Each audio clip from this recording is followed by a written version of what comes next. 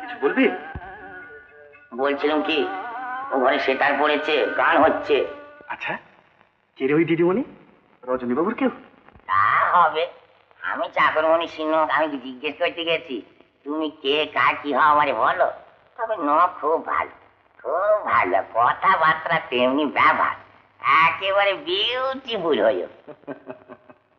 কেদার বাবুদের তো কোনো আপত্তি নেই। শোনো নাকি আপনি একটু চটাচটি করছে। দেখুন আমরা চাকরমণি লোক, আমাদের বলাটা ভালো শোনায় না, তাই বলছি আজকে একটু মানিয়ে গুছিয়ে নিলেই তো হতো। আরে ব্যাটা, তুমিও দেখছি ওই কেদারদের দলে? হ্যাঁ, আমি কি যে বলেন, আমি সবাকার চাকর। তবে দিদিমণি দুঃখ করে বলছিলেন। কি বলছিলেন, ওরে মদন, ওদের বোর্ডিং এ আর আমার থাকা হলো না। তাই বুঝি তোর দিদিমণি তোকে এখানে ওকালতি করতে পাঠিয়েছে? তোর দিদিমণিকে বলিস। কিচ্ছু বলতে হবে না। আপনি তো মশাই অত্যন্ত ইতো, সামান্য ভদ্রতা বোধও কি আপনার মধ্যে নেই? বোর্ডিং এ থাকার জন্য আপনার মতো একজন বাজে লোকের কাছে কাউকে ওকালতি করতে পাঠাবো না, একথা জানবেন। ও বাবা, আচ্ছা জামাজ মেয়ে তো। হ্যাঁ দেখলি গোপটা কি হয়ে গেল? ওঠে আবার হাত তুলছিলাম। বেশ বুঝিয়ে এনেছিলাম, দিলে মধ্যখান থেকে মামলা নষ্ট করছে। এই দেখো আমাকে তুমি বলছেন কেন, আমি কি করলো? এই নিয়ে দেখছি 100 কথা হচ্ছে, আবার গায়ে পড়ে বিবাদ বাঁধিয়ে এলে। না বলবে না, আমায় যা তা বলে যাবে আর মুখ বুঝে চুপ করে থাকতে হবে। আমায় বলে কিনা ওকালতি করতে পাঠিয়েছি, বেশ করেছি বলেছি। লজ্জা শরমের কোনো বালাই নেই তোমার। মেয়ে হয়ে উনি গেছেন পুরুষ মানুষের সঙ্গে টক্কর দিতে, ওভাবে কথা বলতে যাওয়া তোমার অত্যন্ত অন্যায় হয়েছে। ঘরে ঢুকে অপমান করে গেল মশাই, একেবারে জানাই তাই। হ্যাঁ সে কি? হ্যাঁ, আর উঠেও চলে তেমনি একেবারে পাশের ঘরে। না না, এরকম করলে আমি থাকতে পারবো না। দেখুন দেখুন রজনী বাবু, আপনারা সকলে মিলে যদি ওদের এখানে থাকাই সাব্যস্ত করেন, তাহলে অন্য কোথাও বন্দোবস্ত করে দেবেন, এখানে থাকা চলবে। শোনো তুমি রাগ করো না, রাগ করো। শোনো, সত্যি তো মানে বোর্ডিং এর ভেতরে এরকম ঝগড়াঝাটি হওয়াটা তো উচিত নয়। এই ব্যবস্থা করে দিচ্ছি, সত্যি ব্যবস্থা করছি। আর তুমি ওদের সরিয়ে দিতে বলছো, আর সে না হয় আমি 2-4 দিনের মধ্যে সরিয়ে দিলাম। হ্যাঁ তাই দেবেন। সত্যি তোমার পাশের ঘরে বড়ই অসুবিধা হচ্ছে, বুঝতে পারছি ভাই, বুঝতে পারছি, কিন্তু কি শোনো তো, শোনো এদিকে শোনো। কি তোমার মেয়ের কাণ্ড, শোনো দিকে সব কি করে গেছে, কি বলে গেছে, সব যাচ্ছে তাই করে গান বন্ধ করে গেছে। কেন কেন কি হয়েছে? শোনো ওর কাছে কি বলেছে বলুন তো। ওর কাছে শুনবেন। হ্যাঁ মানে মানে এটা হচ্ছে একটা ল্যাটিন ওয়ার্ড। কি করেছে? কিছু করেনি। এর বাংলা মানে হলো মানুষ যখন বিপদে পড়ে তখন তার কথাগুলো কচু পোড়ার মতো বিধিকিচ্ছিরি হয়ে যায়। হ্যাঁ দেখুন, ও মানে বিপদে পড়ুক আর যাই পড়ুক, ও কুকুর টুকুর নিয়ে আমাদের ঘরে থাকা চলবে না। তাহলে এই বেচারা আমার ঝুনু সোনা থাকবে কোথায়? কোথাও থাকবে, ওই গোয়াল ঘরে থাকবে। আরে ফটকা! কি গোয়াল ঘরে? হ্যাঁ গোয়াল ঘরে। ফটকা যা গোয়াল ঘরে কুকুরটা বেঁধে দিয়ে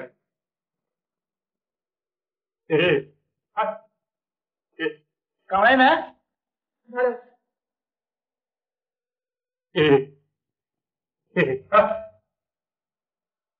আজ আমার সারা রাত ঘুম হবে না। আপনি একটু নিজে গিয়ে দয়া করে গোয়াল ঘরে যদি একটু ভালো জায়গা করে আমার ঝুনু সোনাকে শুয়ে রেখে আসেন। ও আচ্ছা, আমি যাচ্ছি। শুনুন, বলছেন দেখবেন আমার ঝুনু সোনাকে আবার এমন জোরে না বাঁধবেন যাতে গলায় ফাঁস লেগে যায়, বুঝলেন? একটু বেশ আলগা করে আমার ঝুনু সোনাকে বেঁধে রাখবেন। আচ্ছা। শান্তনা, ও শান্তনা, কি বলছিলাম কি যে এই ব্রজেশ্বর বাবুর নামটা সই করতে কিরকম বাধো বাধো লাগছে।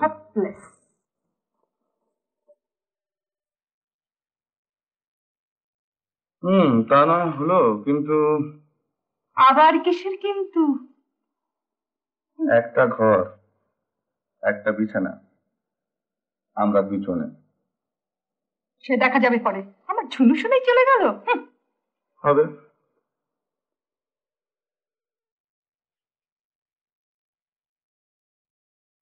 মনে হচ্ছে অটল জোরে তলিয়ে যাচ্ছে। তার মানে ভাবছি ব্রজেশ্বর বাবু যদি জানতে পারেন। ওর জন্য আপনি ভাবতেন না, একদিকে যেমন ভয়ঙ্কর, আরেকদিকে মাটির মানুষ। তিনি জানেন আমি ওর কাছে কখনো মিথ্যা কথা বলি। কিন্তু ভয়ঙ্কর দিকটা তো আছে। তা আছে, তবে বাবা, আমি ভাবতে পারছি না।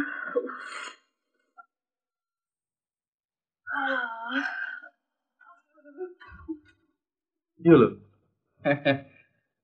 যেমন ঘর তেমনি ফার্নিচার।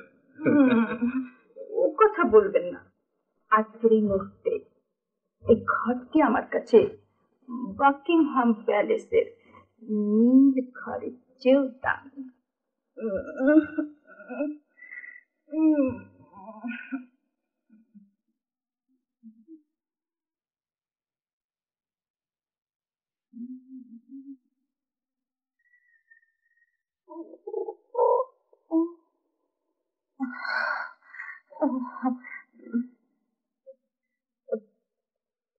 প্লিজ আমার এই সুটকেসটা একটু খুলে দিন না। ওই যে ওই বড় সুটকেসটা।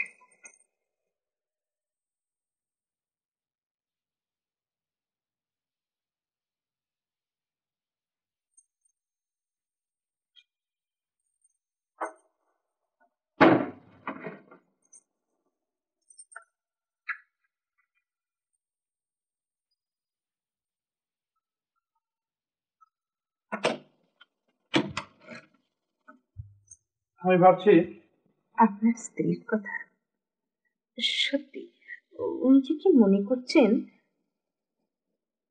খুব মন কেমন করছে। একটা তো রাত দেখতে দেখতে কেটে যাবে। কই খুলেছেন? Thank you.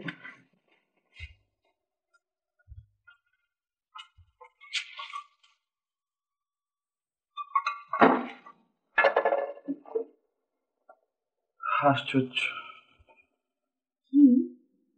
সবই আছে অথচ কিছুই নেই।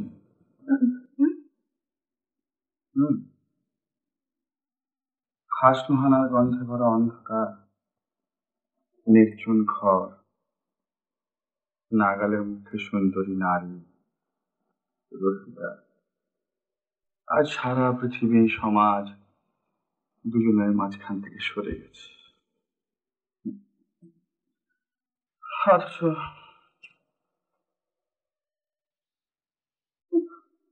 কি সাংঘাতিক রোমান্টিক আপনি। যদি মনে না করেন একটা কথা। বলো বলো,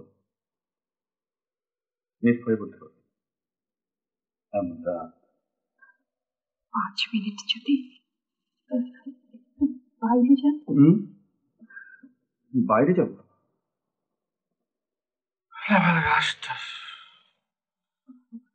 দেখুন না, সেই থেকে একটা শাড়ি, মুখে একদম ধুলো বালি, কি বিশ্রী লাগছে। দেখুন, ঠিক 5 মিনিট। 5 মিনিট? বেশ, এ ঘড়ি বন্ধ। 5 মিনিট বুঝবো কেমন করে?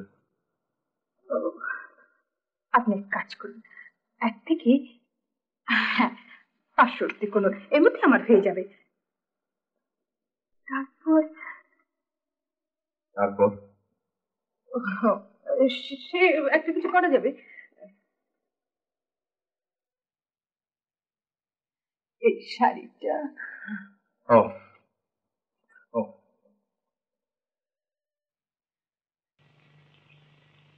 ফাগুয়া, ফাগুয়া, শোনো, এই ঘরে ঢোকবার অন্য কোনো রাস্তা আছে? জি, এই ঘরে ঢোকবার অন্য কোনো রাস্তা আছে?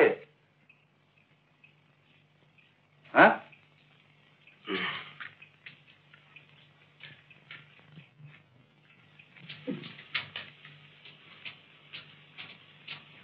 এই পথ দিয়ে বহুরানী আসেন হুজুর। কি করে আসেন? ওখানে তো তালা লাগানো। হ্যাঁ, তা তো জানি না হুজুর। তা কাউকে বলবেন না হুজুর, আমার গরিব আছে, মরে যাবো হুজুর। নিশ্চয়ই অন্য কোনো পথ আছে। লাইব্রেরি ঘরের দিক থেকে কাঞ্চি এসেছিল। আলমারির আড়ালে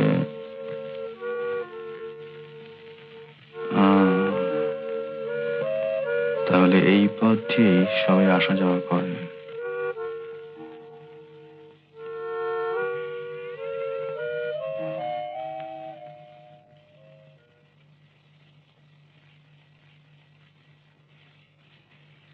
এই যে শান্তনু, ওই কালকে কিছু কাজ থাকার জন্য আমি আসতে পারিনি, তুই কিছু মনে করিসনি। ভালোই করেছিস। এই দেখো, রাগ করলি তো? শোন, তোকে এরা পাগল ভেবে আটকে রেখে দিয়েছে। আমি এতে সত্যি কথাটা সোজাসুজি বলবো, তাতে ছাড়তে যদি রাজি না হয় তাহলে আমি পুলিশের সাহায্য নেবো। তুই কিছু ভাবিসনি? না নিবারণ, হ্যাঁ, আমি ভাবছি আমি এখন যাব না। যাবি না? তার মানে? আরো একটি গোপন রহস্যের সন্ধান পেয়েছি। সে রহস্যটি ভেদ না করা পর্যন্ত আমি এখান থেকে নড়ছি না। কোনো মেয়ে? অবশ্যই, কিন্তু মেয়েটি যে কে এরা কেউ জানে না। কেন যেখানে আসে তাও এরা জানে না। কাল রাতে যে কেন মেয়েটি এসেছিল আমি নিজেই বুঝতে পারলাম না, অথচ সে আমার পরিচয় জানে। তোর পরিচয় সে জানে? আর আমার সঙ্গে নাকি তার দরকার। তুই সেই একটা ফ্যান্টাস্টিক উপন্যাস লেখার কথা বলেছিল না, আমার মনে হয় মূল রহস্যের চাবিটা এই মেয়েটির হাতে। না না শান্তনু, মেয়ে ছেলে গঠিত ব্যাপার, রিস্ক নেওয়া ঠিক না। তোকে আমি আজকেই নিয়ে যাব। বিশেষ করে আমি জানতাম না যে প্রবীরের স্ত্রী আছেন। কিন্তু নিবারণ, আমার তো আর এখন বেরিয়ে যাওয়ার কোনো উপায় নেই। তুই প্রেম ট্রেম করে বসবি, হিতে বিপরীত হয়ে যাবে। এই সমস্ত গোলমাল ব্যাপারের মধ্যে তোকে আমি রেখে যেতে পারি না। তো কে আছেন? মিসেস মজুমদার? মিসেস মজুমদার আছেন নাকি? কি ব্যাপার নিবারণ? নমস্কার। দেখুন, একে এভাবে আটকে রাখলে ক্ষতি। আমি ওকে আজকেই নিয়ে যাব। সে কি? এ কে মা? হ্যাঁ, আমি নিবারণ। হ্যাঁ হ্যাঁ জানি, কি বলতে চাইছো? আমি বলতে চাইছি যে একে এভাবে আটকে রেখে দিয়ে আপনার মাথা খারাপ করে দিয়েছেন। ছেড়ে না দিলে আমি পুলিশের সাহায্য নিতে বাধ্য হব।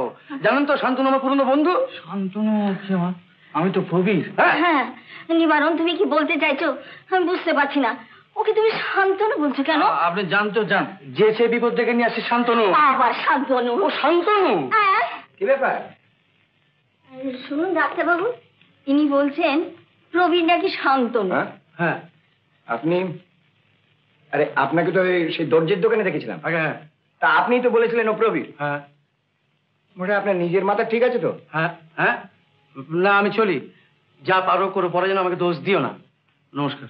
নমস্কার। আজকাল কেমন বোধ করছো প্রবীর? ভালো, অনেকটা ভালো। মাকে, আপনাকে কিছুটা মনে পড়ছে। এরকম অনেককেই কিছু কিছু মনে পড়ছে। আবার কি জানেন, কাউকে কাউকে একেবারেই চিনতে পারছি না। আচ্ছা আচ্ছা, অসুখের সময় তুমি দু চারবার একটা নাম করতে, অথচ বাড়ির লোক তাকে চেনে না। কি নাম বলুন তো? মল্লিকা। কে সে? মল্লিকা? না, ঠিক বলতে পারছি না তো।